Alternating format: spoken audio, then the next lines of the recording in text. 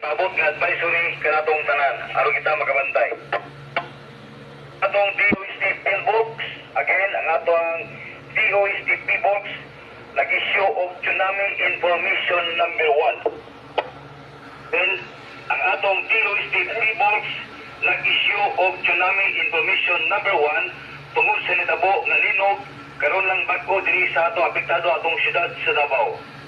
Ug tungod niya na duha ka probinsya ang specific isite sa atong DOST Pillbox o ang maigo sa tsunami. Kini mao ang Surigao del Sur ug Davao Oriental.